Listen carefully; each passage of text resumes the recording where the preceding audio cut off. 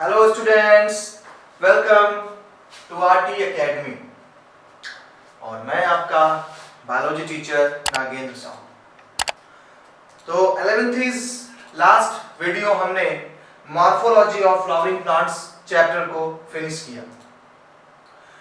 Morphology जानने के बाद यानी कि प्लांट्स के एक्सटर्नल स्ट्रक्चर को जानने के बाद अब हम चल रहे हैं प्लांट के इंटरनल स्ट्रक्चर को समझने। और यहां पर एनाटॉमी का मीन यही होता है कि हमारा इंटरनल स्ट्रक्चर,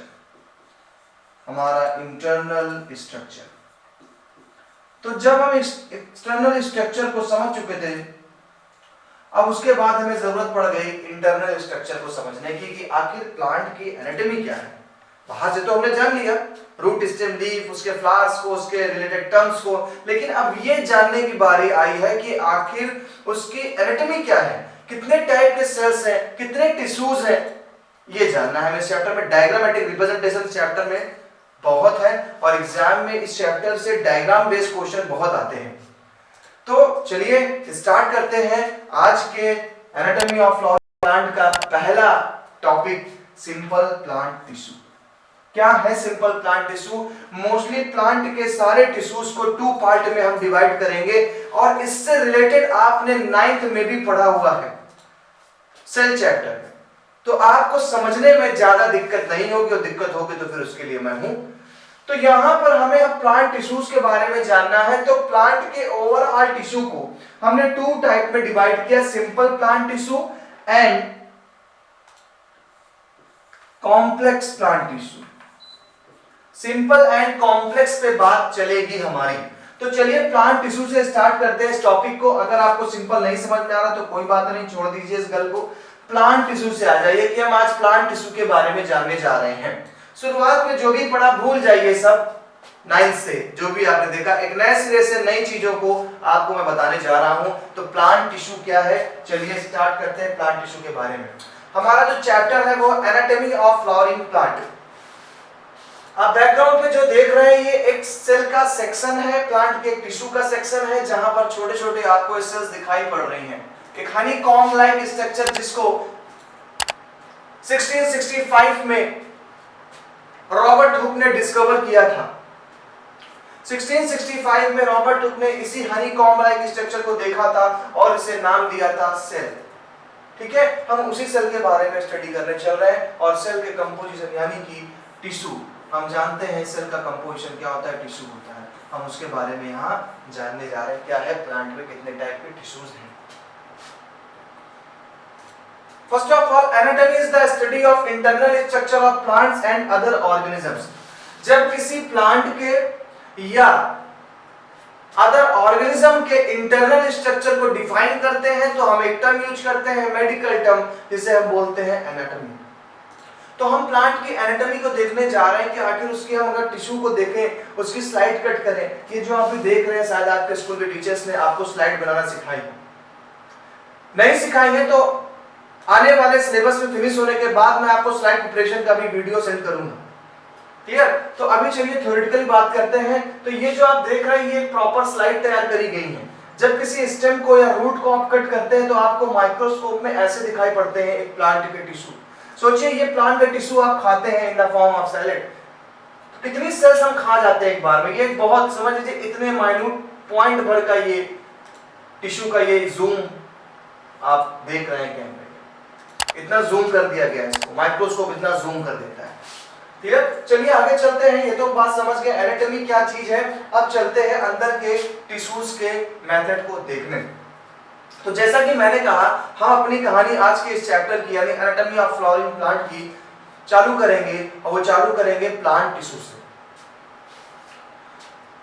द टिश्यूज पे चलते हैं हम। द टिश्यूज पे अगर आ गए हम तो हमने टिश्यू के सबसे पहले 2 पार्ट किए। फर्स्ट इज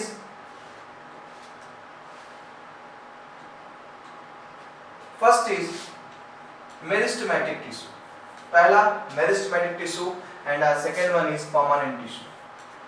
यानी आपसे अगर कोई पूछता है कि सर प्लांट टिश्यू क्या है, तो आप सिंपल से बताइए, देखिए प्लांट टिश्यू प्लांट में पाए जाने वाले टिश्यूज हैं। और प्लांट टिश्यू को, प्लांट में जितने भी टिश्यूज हैं उन टिश्यूज के हमने 2 पार्ट किए, हमें दो तरीके के टिश्यू देखने को मिले। फिर समझिए, कहानी चालू करते हैं प्लांट टिश्यू से। टिश्यू है क्या? The group of similar functioning same origin cells is called tissue. Tissue क्या है? ग्रुप है सिमिलर फंक्शनिंग सेल्स का या सेम ओरिजिन सेल्स का जो मिलके एक यूनिट की तरह काम करती हैं, उसे हम टिश्यू टर्म कहते हैं। तो the group of cell is known as tissue. तो प्लांट में हमने सारे टिश्यूज के दो पार्ट किए, meristematic tissue and permanent tissue. दोनों में डिफरेंस क्या है? मेरिस्टेमेटिक टिश्यू ये डिविजिबल होती है, डिविजिबल मींस इनमें होल लाइफ डिवीजन होता रहता है। एंड यू नो दैट, क्या डिवीजन है क्या चीज? जब किसी एक मदर सेल से, ये मदर सेल है, इसमें डिवीजन हो और ये दो सेल में ब्रेक हो जाती है, दो सेल का फॉर्मेशन कर देती है। एक मदर सेल, एक mother cell to daughter cell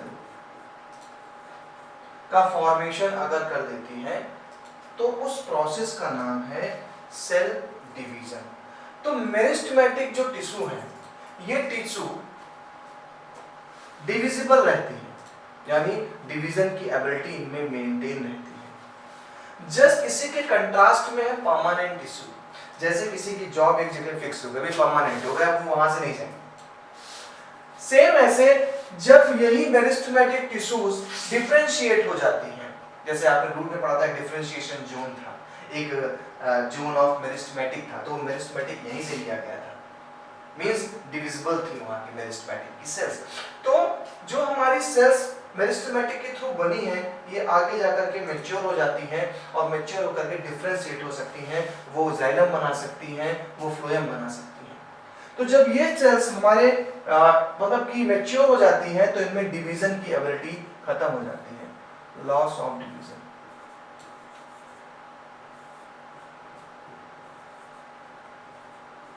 इनमें डिवीजन की एबिलिटी खत्म हो जाती है या लॉन्ग टर्म तक के लिए डिवीजन रुक जाता है, तो हम इसे बोलते हैं परमानेंट टिश्यू। क्लियर हुआ?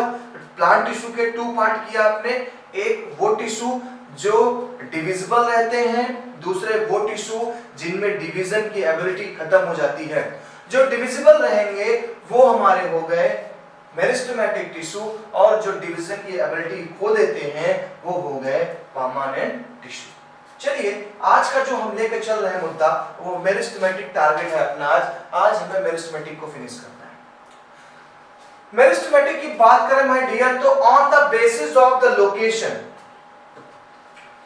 On the basis of location, यानी लोकेशन के बिहाफ पे, लोकेशन के बिहाफ पे हमने मेरिस्टेमेटिक के फिर 3 पार्ट कर दिए। अभी क्यों नाम सुनते चलिए, अभी तो मैं रिप्रेजेंट कर रहा था। 3 पार्ट हमने कर दिए, apical meristem, intercalary meristem and lateral meristem. ये किस बिहाफ पे थे? लोकेशन के बिहाफ पे। एपिकल मेरिस्टेम रूट और शूट के एपिकल पार्ट पे पाए जाते हैं। इंटरकैलरी मेरिस्टेम स्टेम के बीच में इंटरनोड्स में पाए जाएंगे, जो लीफ का फॉर्मेशन या किसी बड का फॉर्मेशन करेंगे। लैटरल मेरिस्टेम ये प्लांट के पेरिफेरल रीजन पे पाए जाने वाले टिश्यू हैं, जो क्या करेंगे, भी बताएंगे क्या करेंगे। तो यहाँ पर मेरिस्टेमेटिक टिश्यू और परमानेंट टिश्यू को देख करके हमें आइडेंटिफाई करना है कि आखिर मेरिस्टेमेटिक टिश्यू कौन सी टिश्यू है। आप तो ये जान गए कि सर ने बोला कि मेरिस्टेमेटिक टिश्यू डिवीजन की एबिलिटी को रखता है, लेकिन कैसे पहचाने मेरिस्टेमेटिक टिश्यू है? तो मेरिस्टेमेटिक टिश्यू की खास बात होगी, इनमें थिन सेल वॉल होती है, thin cell wall. Thin cell wall होगी तभी आसानी से डिवाइड कर जाएंगे। पहला कैरेक्टरिस्टिक किसका? Meristematic tissue. आपसे पूछ सकता है मेरिस्टेमेटिक टिश्यू के कैरेक्टरिस्टिक क्या है, तो आप बोलेंगे सर वो थिन सेल वॉल होते हैं। सर थिन सेल वॉल है। सेकंड पॉइंट है प्रोमिनेंट न्यूक्लियस होता है, प्रोमिनेंट न्यूक्लियस। सवाल होता है सर प्रोमिनेंट न्यूक्लियस क्या है, तो बात आती है भाई प्रोमिनेंट न्यूक्लियस का मतलब बड़ा न्यूक्लियस दिखाई पड़ेगा। लार्ज न्यूक्लियस होगा। ठीक है भाई, ये भी मान लिए। बड़ा न्यूक्लियस होगा तो डीएनए भी अच्छा खासा होगा, और बड़ा न्यूक्लियस है दैट्स मीन उसमें डीएनए 1 से 2 बन चुका है, और जिस सेल में डीएनए 1 से 2 बन जाएगा वो सेल डिवीजन की एबिलिटी को रखता है। यहां पर भी ये डिवीजन की एबिलिटी को रखता है। Third point, dense protoplasm. Dense protoplasm, dense protoplasm का मतलब है कि जो अंदर भरा हुआ साइटोप्लाज्म है और न्यूक्लियस है वो डेंस होगा, गाढ़ा होगा। साइटोप्लाज्म डेंस होने के पीछे कारण है, क्योंकि जब सेल डिवीजन की एबिलिटी रखता है, जब सेल डिवाइड करने वाली होती है तो वो अपने सेल ऑर्गेनल्स को डबल कर लेता है, और जब सेल ऑर्गेनल डबल हो जाएंगे तो ये सिंपल बात है कि हमारा जो साइटोप्लाज्म है वो डेंस हो जाएगा। तो ये 3 बेसिक कैरेक्टरिस्टिक है मेरिस्टेमेटिक टिश्यू के, कि वो थिन सेल वॉल वाले होंगे, प्रोमिनेंट न्यूक्लियस होगा, डेंस प्रोटोप्लाज्म होगा। ये 3 चीजें आपको स्पेशली देखने में मिलेंगी मेरिस्टेमेटिक टिश्यू में। तो मेरिस्टेमेटिक टिश्यू के बारे में काफी जान चुके। पहला कैरेक्टरिस्टिक कि ये सेल्स में डिवीजन की एबिलिटी होती है। ठीक है भाई, डिवीजन की एबिलिटी होती है, क्यों होती है? तो डिवीजन की एबिलिटी इसलिए होती है क्योंकि इनमें प्रोमिनेंट न्यूक्लियस है, डेंस प्रोटोप्लाज्म है, और ये थिन सेल वॉल वाली हमारी सेल्स होती है। तो चलिए अब और डेप्थ में चलते हैं मेरिस्टेमेटिक टिश्यू के पास। अब टिश्यू, जो हमारा टिश्यू है या टिश्यू को सबसे पहले ब्रीफली एक्सप्लेन किया जाता है। Tissue is a group of sales having common origin and common function, जो मैंने स्टार्टिंग में ही अपने इस लेक्चर में बताया कि सेम फंक्शनिंग होगी, कॉमन ओरिजिन होगी, ऐसी सेल्स अगर ग्रुप बनाते हैं तो आप उसको टिश्यू कहते हैं। Based on the capability of cell division, based on the capability of cell division, my dear, मैंने इसके जस्ट बिफोर जो फ्लो चार्ट दिखाया था उसमें एक चीज बाय मिस्टेक मेरे से हो गई थी, जिसमें मैंने यहाँ पे टर्म दे दिया था लोकेशन, बट लोकेशन के बिहाफ पे मेरिस्टेमेटिक डिवीजन देके कर रहा है ना, याद रखिएगा इस चीज को। और वही चीज यहाँ बताई जा रही है कि पहली बात तो कैपेबिलिटी ऑफ सेल डिवीजन पे हमने प्लांट के 2 पार्ट के टिश्यू के, एक मेरिस्टेमेटिक टिश्यू, दूसरा permanent tissue. On the basis of division ability आपने परमानेंट मेरिस्टेमेटिक किया और परमानेंट किया, जो मैंने आपको बताया।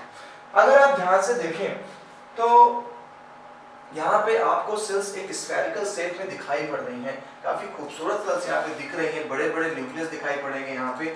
और मैंने बताया आपको कि ये कैरेक्टरिस्टिक है हमारे मेरिस्टेमेटिक टिश्यू का कि प्रोमिनेंट न्यूक्लियस होगा, डेंस साइटोप्लाज्म होगा, ये कैरेक्टरिस्टिक है हमारे मेरिस्टेमेटिक टिश्यू का। चलिए 2 टाइप टिश्यू हमने जान लिए कि एक मेरिस्टेमेटिक है और एक है हमारा permanent. These are the tissue where active division and growth occurs। जो हमने मेरिस्टेमेटिक टिश्यू की बात करी है उनमें एक्टिव सेल डिवीजन हो रहा है एंड ग्रोथ पाई जाएगी। ये तो वही सिंपल सी बात है, ग्रोथ तो पाई जाएगी। And based on the position of meristematics are 3 types.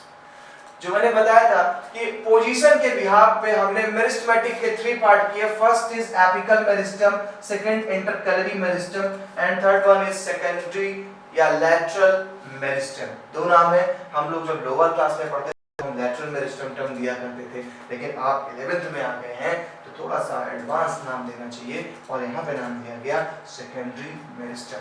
तो 3 मेरिस्टम थे, apical meristem, intercalary meristem and secondary meristem. देखिए एपिकल मेरिस्टम की बात करें तो एपिकल मेरिस्टम आपको सूट के, यानी सूट है हमारा, सूट आप जानते हैं, आप तो प्लांट के बारे में अच्छे से आप रूबरू हो चुके हैं, नीचे आप जाएंगे तो आपको रूट मिलेगा। ये सब चीजें बताने की जरूरत नहीं बच्चे, कि आप लगातार मेरे लेक्चर्स को लेते हुए प्लांट के एक एक स्टेप को पार करते हुए चले आए हैं। अब आपसे कोई क्लासिफिकेशन में बहस नहीं करेगा, आपसे कोई प्लांट के रूट, सूट, रेडिकल, पेडिकल के बारे में बहस नहीं करेगा, क्योंकि आप प्रीवियस वीडियो से सीख चुके हैं। तो यहाँ पर एपिकल जो मेरिस्टम हमारा है, ये एपिकल मेरिस्टम हमारा पाया जा रहा है किस जगह पे, सूट और रूट के एपेक्स पे, यानी कि उनके टॉप पे। ये मैंने लोकेशन दिखाई है आपको एपिकल मेरिस्टम की। अगर आप बात करते हैं इंटरकैलरी मेरिस्टम की, तो देखिए इंटरकैलरी मेरिस्टम कहाँ मिल रहा है, प्लांट के स्टेम के बीच में, ये 2 इंटरनोड्स के बीच में पाया जाता है। इंटरनोड्स को भी मैंने बताया आपको कि अगर शुगर केन ले लें तो शुगर केन में जो ये आप जिस जगह से शुगर कोन को तोड़ते हैं वो आपका होता है नोड, और टू नोड्स के बीच में जो जगह है इसे आप बोलते हैं इंटरनोड। क्लियर? तो ये इंटरनोड्स में पाया जा रहा है। इससे देखिए ब्रांच निकल सकती है, इनसे लीफ निकल सकते हैं। ये इनका बेसिकली फंक्शन है इंटरकैलरी मेरिस्टेम का। And the third one is lateral meristem या सेकेंडरी मेरिस्टेम। तो लैटरल मेरिस्टेम प्लांट के पेरिफेरल रीजन पे पाए जाने वाले मेरिस्टेम होते हैं। ठीक है, तो लोकेशन समझ में आ गई। एपिकल मेरिस्टेम की location apex of the shoot and root, intercalary meristem internodes में प्रेजेंट हो रहे हैं, एंड लैटरल मेरिस्टेम या फिर secondary meristem peripheral side of plants. चलिए आगे चलते हैं। अब एक एक टिश्यू के बारे में हमें ध्यान से समझना है। सबसे पहले ले चलते हैं एपिकल मेरिस्टेम के पास। अगर आप डायग्राम में देखेंगे तो आपने मेरे से रूट के बारे में पढ़ा हुआ है। ये रूट के सराउंड, ये जो आप स्ट्रक्चर देख रहे हैं, ये रूट का स्ट्रक्चर देख रहे हैं, क्योंकि ये रूट एपिकल पे भी है, शूट एपिकल पे भी है। तो एक रूट को अगर देखा जाए तो ग्राफिकली रिप्रेजेंटेशन दिया जाए तो एक रूट ऐसे दिखाई पड़ेगी ग्राफिकल रिप्रेजेंटेशन में, जिसमें ये इसका एपिकल पार्ट ये रूट कैप होता है। या आप पूछ सकते हैं इसको रूट कैप के बारे में। एक रूट को कवर करता है हमारा क्या, रूट कैप। इस रूट कैप के अंदर इस जगह पर पाया जाता है हमारा एपिकल मेरिस्टेम। यानी रूट पे बात करें तो रूट कैप के जस्ट नीचे पाया जाएगा हमारा रूट एपिकल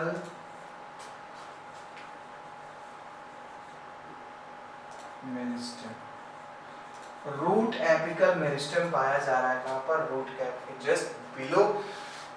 इस रूट एपिकल मेरिस्टेम के डिवीजन से रूट की लेंथ बढ़ेगी, यहाँ से रूट की लेंथ बढ़ेगी। क्लियर? तो हमने जो एपिकल मेरिस्टेम था, इस एपिकल मेरिस्टेम के भी टू पार्ट कर डाले, root apical meristem, root apical meristem and shoot apical meristem.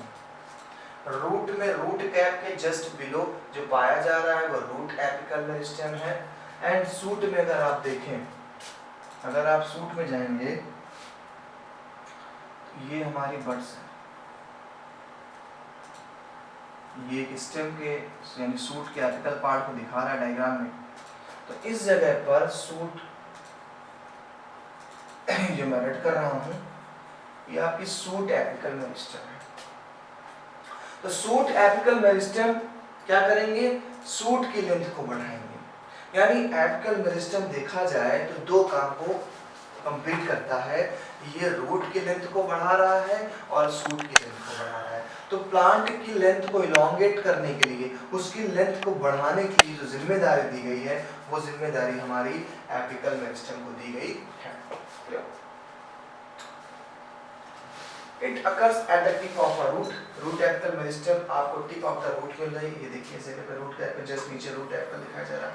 अच्छे से आपको डायग्रामेटिक दिया जा रहा है जिससे आपके ब्रेन में ये बन जाए कि कौन सा रीजन है। तो अगर रूट को आप कट करते हैं माइक्रोस्कोप में देखेंगे तो आपको रूट का आगे जो पार्ट दिखाई पड़ेगा, ये वाला पार्ट जो ग्रीन का स्टेम ले रहा है, ये पार्ट रूट कैप को डिफाइन करता है। ये पार्ट रूट कैप को डिफाइन कर रहा है और जस्ट इसके नीचे का जो रीजन मिलेगा, पीछे का जस्ट रीजन जो मिलेगा, ये ऑल ओवर जो रीजन है ये रूट एपिकल मेरिस्टेम को डिफाइन करता है कि ये जो जोन है ये जोन रूट एपिकल मेरिस्टेम के लिए है। यहीं पर रूट में नई नई सेल्स डिवाइड होंगी और रूट की लेंथ बढ़ेगी। जबकि अगर हम चलते हैं स्टेम के पास,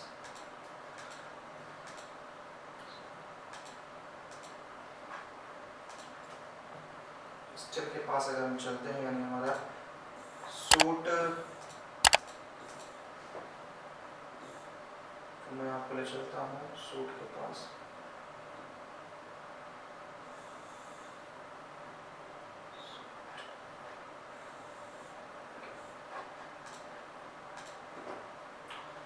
तो रूट के बाद मैं आपको डिफाइन कर देता हूँ शूट मेरिस्टेम के।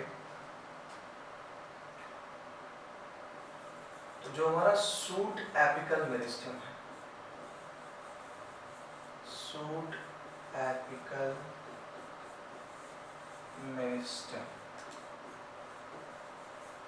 आपने अभी रूट एपिकल मेरिस्टेम को देखा। शूट एपिकल मेरिस्टेम भी मैंने आपको पीछे दिखाया हुआ है डायग्राम में कि जहां पर आपका ऐसा सूट के एपेक्स पे एक स्ट्रक्चर ऐसा पाया जा रहा था कि कोई भी नया जब सूट निकलता है तो सूट के एपेक्स पे ऐसा स्ट्रक्चर मौजूद होता है, साइड में इसकी पुरानी लीव्स ऐसी होती हैं ऐसे। तो ये आप जो देख रहे हैं ये उसकी ओल्ड लीव्स होती हैं जो निकलने वाली हैं, और ये जो हमारा जोन है, मैं थोड़ा इसको वाइट से शो कर देता हूँ जोन को। ये जो हमारा जोन दिख रहा है ये जोन हमारा होता है suit apical meristem, suit apical meristem. तो ये तो हमारे हो गए एपिकल मेरिस्टेम। अब हम चलते हैं हमारे इंटरकैलरी मेरिस्टेम के पास। तो फंक्शन याद रखिएगा, सबसे पहले लोकेशन आपको याद रखनी है कि एपिकल मेरिस्टेम कहाँ पाया जा रहा है। तो एपिकल मेरिस्टेम सूट पे पाया जा रहा है, एपिकल पार्ट पे, रूट के एपिकल पार्ट पे पाया जा रहा है। फिर आपसे अगला आएगा कि फंक्शन क्या भाई इसका। तो किसी भी प्लांट को इस लेंथ को इंक्रीज करने के लिए, लेंथ को बढ़ाने के लिए, इलॉन्गेट करने के लिए जो हमारा टिश्यू रिस्पॉन्सिबल है वो एपिकल मेरिस्टेम है। तो घर पे आप अगर कोई सीड सोन करते हैं और उस सीड से कोई प्लांट जनरेट होता है, उसकी लेंथ बढ़ती है, तो वहां पर मौजूद उसका एपिकल मेरिस्टेम रिस्पॉन्सिबल होता है। चलिए आगे चलते हैं। अब हम चलते हैं अपने नए टॉपिक पे जो है हमारा इंटरकैलरी मेरिस्टेम। इंटरकैलरी मेरिस्टेम हर एक टिश्यू का एक लोकेशन याद रखें और उसके फंक्शन को याद रखें। तो हम चले इंटरकैलरी मेरिस्टेम की बात। इंटरकैलरी मेरिस्टेम की बात करेंगे डियर स्टूडेंट्स। तो इंटरकैलरी मेरिस्टेम आपका, जैसे कि लोकेशन आपने देखी है इंटरकैलरी मेरिस्टेम की, फिर से मैं एक बार दिखा देता हूँ। जितनी बार मैं बोलूँ, जितनी बार मैं रिवाइज कराऊँ, उतनी बार आपकी सेहत के लिए अच्छा होगा।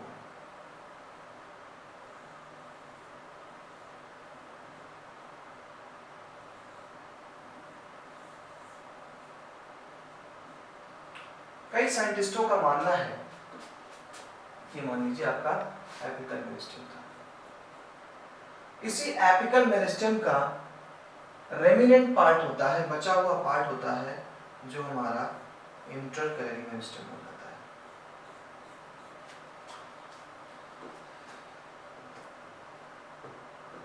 तो ये जो पार्ट आप देख रहे हैं ये हमारा है इंटरकैलरी मेरिस्टेम। इंटरकैलरी मेरिस्टेम ऊपर दिया मैंने, शॉर्ट फॉर्म में लिखा है, ये हमारा इंटरकैलरी मेरिस्टेम है।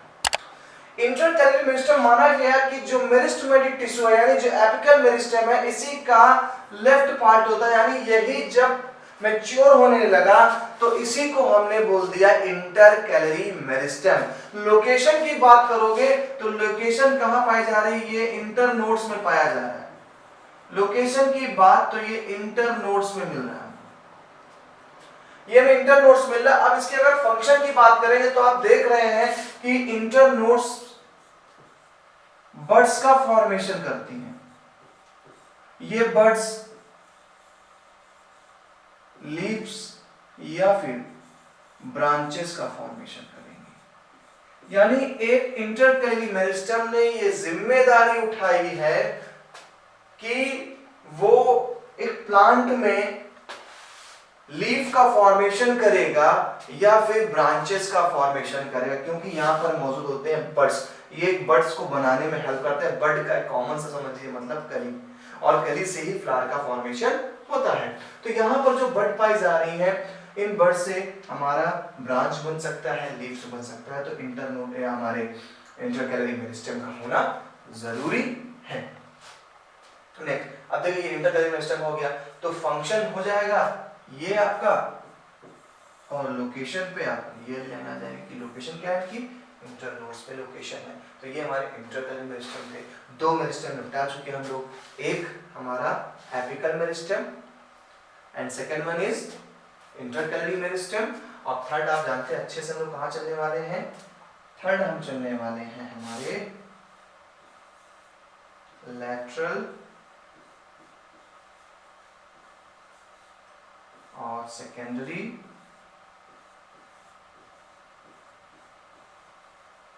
लेटरल और सेकेंडरी मेरिस्टेम।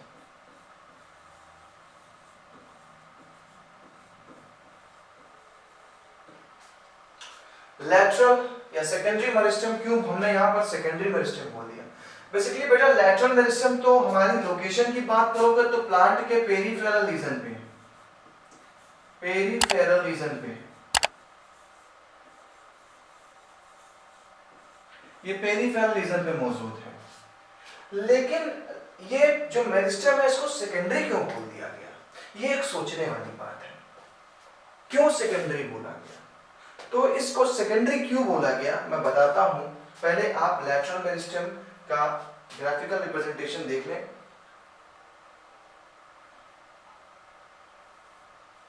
लैटरल मेरिस्टम का ग्राफिकल रिप्रेजेंटेशन मैं सीधे आपको ये दिखा देता हूँ कि प्लांट्स में कहा था, फिर से आपको दिखाने के लिए प्लांट में किस जगह पे था।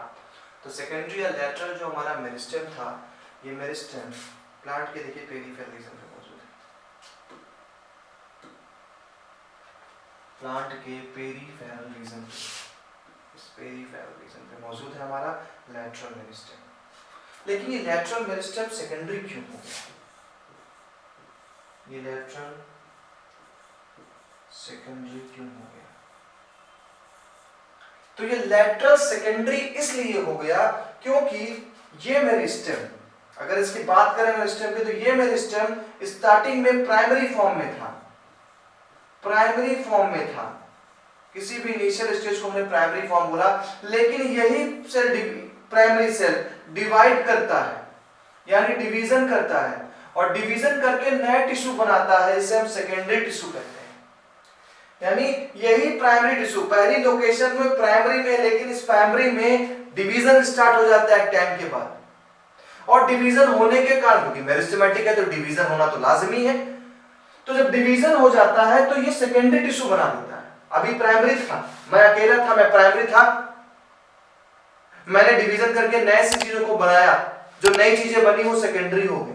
सेम ऐसे ये टिश्यू अपनी इनिशियल स्टेज पे प्राइमरी था, लेकिन जब इसमें डिवीजन हुआ तो उसने कुछ नए टिश्यूज बनाए, और वो टिश्यू हो गया हमारे सेकेंडरी टिश्यू। और इस सेकेंडरी टिश्यू के कारण घटना क्या घटी? सेकेंडरी टिश्यू का घटना ये घटी कि सेकेंडरी टिश्यू ने प्लांट के गिर्थ को बढ़ा दिया। गिर्थ मतलब हो गया उसकी विड्थ को, उसकी चौड़ाई। तो आप एक प्लांट में जो देखते हैं कि वो प्लांट का स्टेम आपने बोया था, जब सोन किया था, छोटा सा स्टेम था, लेकिन दिन ब दिन वो स्टेम चौड़ा होता गया। तो उसकी जो ये गिर्थ इंक्रीमेंट हो रहा है, उसकी जो ये चौड़ाई बढ़ रही है, ये चौड़ाई बढ़ती है लैटरल मेरिस्टम से। सेकेंडरी क्यों बोल दिया? क्योंकि प्राइमरी कंडीशन पे वो प्राइमरी मेरिस्टम था, और जब वो डिवीजन करने लगा तो उसने नए सेकेंडरी टिश्यू बनाए, और इस कारण इसको सेकेंडरी टिश्यू के नाम से भी जाना जाता है। क्लियर? अब गिर्थ क्या बढ़ना, तो एक पूरा मैं टॉपिक ही पढ़ाऊंगा। सेकेंडरी ग्रोथ उस टॉपिक का नाम है, यानी प्लांट की जब मोटाई बढ़ती है तो इसके लिए टर्म यूज करते हैं सेकेंडरी ग्रोथ। सेकेंडरी ग्रोथ क्यों बोला गया? क्योंकि सेकेंडरी टिश्यू के बनने के कारण होता है। ये सीन कुछ ऐसा होता है जैसे कि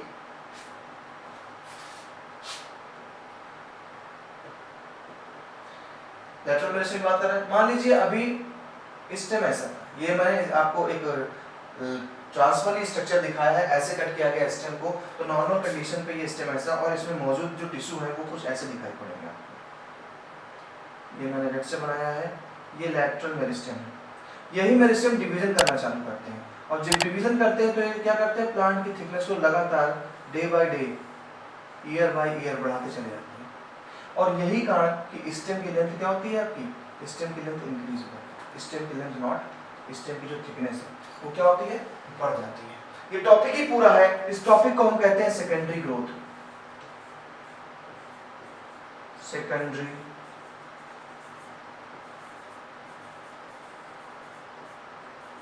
ग्रोथ, ये सेकेंडरी ग्रोथ होती है, यानी लैटरल मेरिस्टम या सेकेंडरी मेरिस्टम ने क्या काम किया, तो उसकी जो पहले लोकेशन की बात करें तो पेरिफेरल रीजन पे प्लांट के पाया जा रहा है। फंक्शन की बात करें तो ये प्लांट में सेकेंडरी ग्रोथ करता है, उसकी थिकनेस को बढ़ाता है, उसकी चौड़ाई को बढ़ाता है हमारा लैटरल मेरिस्टम। तो ये थे हमारे क्या कुछ हमारे पॉइंट्स हैं, देख लीजिए। They are cylindrical meristem in mature region of the root and shoot. Cylindrical meristem होते हैं, पेरिफेरल रीजन में पाए जा रहे हैं। Seen in gymnosperm and dicots. ये आपको जिम्नोस्पर्म में मिलेगा एंड डाइकॉट्स प्लांट में मिलेगा। जिम्नोस्पर्म आप अच्छे से पढ़ चुके हैं किंगडम प्लांटे में। Dicot is the part of angiosperm. Angiosperm flowering plant को बोलते हैं। जो भी आपके सराउंडिंग में जो भी प्लांट आप देख रहे हैं जिसमें फ्लावर्स हैं वो सब आपके क्या है, एंजियोस्पर्म है। और एंजियोस्पर्म में भी हमने 2 पढ़े थे, मोनोकोटिलीडर एंड डाइकोटिलीडर। तो ये क्या है, डाइकॉट में पाया जाता है। इसीलिए ज्यादा राइस वीट मेज में सब में बहुत ज्यादा आप इनके स्टेम को मोटा नहीं देखेंगे क्योंकि ये हमें पाया नहीं जा रहा है। Third, they produce secondary tissue. मैंने बताया कि ये पहली अपनी पोजीशन में कैसे होते हैं, प्राइमरी फॉर्म में होते हैं, लेकिन जब ये डिवाइड करते हैं तो ये सेकेंडरी टिश्यू का फॉर्मेशन करते हैं। एग्जांपल में बात करें तो fascicular vascular cambium, intra fascicular vascular cambium and corn cambium. बड़ा अजीब सा आपको नाम लग रहा होगा, बस घबराइए नहीं। ये वेस्कुलर कैम्बियम होते हैं, 2 वेस्कुलर बंडल के बीच में पाए जाने वाले टिश्यू। ये हम आपको इसके बारे में आपको लास्ट लेक्चर में, जब इस चैप्टर के लास्ट में जब हम आपको वेस्कुलर बंडल एक्सप्लेन करना चालू करेंगे तब वहां पर एकदम समझ में आपको आएगा कि सर ये फेसिकुलर कैम्बियम क्या होता है, इंट्रा फेसिकुलर कैम्बियम क्या होता है। अभी आप फिलहाल इतना जाने कि वेस्कुलर बंडल के बीच में पाए जाते हैं ये कैम्बियम। वेस्कुलर बंडल है क्या? आपका वेस्कुलर बंडल का मतलब होता है the composition of xylem and phloem. Xylem और फ्लोएम एक साथ एक ग्रुप में मौजूद होते हैं तो इसको बोलते हैं वेस्कुलर बंडल। Vascular bundle. और जब इन वेस्कुलर बंडल के बीच में कोई डिविजिबल टिश्यू पाया जाता है उस डिविजिबल टिश्यू को बोलते हैं कैम्बियम। तो वेस्कुलर बंडल के बीच में मौजूद ये कैम्बियम, यही हमारा होता है क्या, हमारा सेकेंडरी टिश्यू या हमारा लैटरल टिश्यू, जो लगातार डिवीजन करेगा और थिकनेस बढ़ाता चला जाएगा हमारे प्लांट की। तो ये इसे हम बोलते हैं नॉर्मल कैम्बियम, यानी वेस्कुलर बंडल में पाया जाने वाला कैम्बियम है, इसलिए इसको वेसिकुलर कैम्बियम कहते हैं। दूसरा कैम्बियम पाया जाता है आपका कहाँ पर, आपकी जो बार्क होती है यानी छाल, उस छाल के नीचे भी पाया जाने वाला एक कैम्बियम है, उसे हम बोलते हैं क्या, कॉर्क कैम्बियम। तो बार्क के नीचे है तो लगा दीजिए कॉर्क, बार्क और कॉर्क। तो बार्क के नीचे पाया जाने वाला है हमारा कॉर्क कैम्बियम, जो हमारे प्लांट में छाल का फॉर्मेशन करता है, बार्क का फॉर्मेशन करता है, और ये दोनों लोग मिलकर के हमारे स्टेम की मोटाई को बढ़ाते हैं। तो फ्रेंड्स, इस तरीके से हमने आज के इस chapter anatomy of flowering plant के बारे में जब स्टडी किया तो हमने वहाँ पर टॉपिक उठाया प्लांट टिश्यू, और हमने इस प्लांट टिश्यू के 2 पार्ट किए। एक पार्ट हमारा था मेरिस्टेमेटिक टिश्यू, दूसरा था permanent tissue. Meristematic tissue divisible थी, permanent tissue non divisible tissues थे हमारे। जब मेरिस्टेमेटिक टिश्यू के पास पहुंचे तो हमें पता चला कि मेरिस्टेमेटिक में प्रोमिनेंट न्यूक्लियस होता है, डेंस प्रोटोप्लाज्म होता है, ये सारी चीजें हमारी मेरिस्टेमेटिक टिश्यू में पाई गई। फिर हमने मेरिस्टेमेटिक टिश्यू के भी टाइप किए on the basis of their location. हमने एपिकल मेरिस्टेम से मुलाकात करी, हमने इंटरकैलरी मेरिस्टेम से मुलाकात करी, हमने सेकेंडरी मेरिस्टेम से मुलाकात करी, यानी लैटरल मेरिस्टेम से मुलाकात करी। सबके लोकेशन और सबके फंक्शन हमने लर्न किए। अब नेक्स्ट लेक्चर हमारा आएगा आप लोगों के लिए, वो बेस होगा हमारे परमानेंट टिश्यू पे। क्लियर? तो फ्रेंड्स, हमारे चैनल को लाइक, सब्सक्राइब, शेयर करते रहें नए नए वीडियोस के लिए। Okay, bye bye, thank you.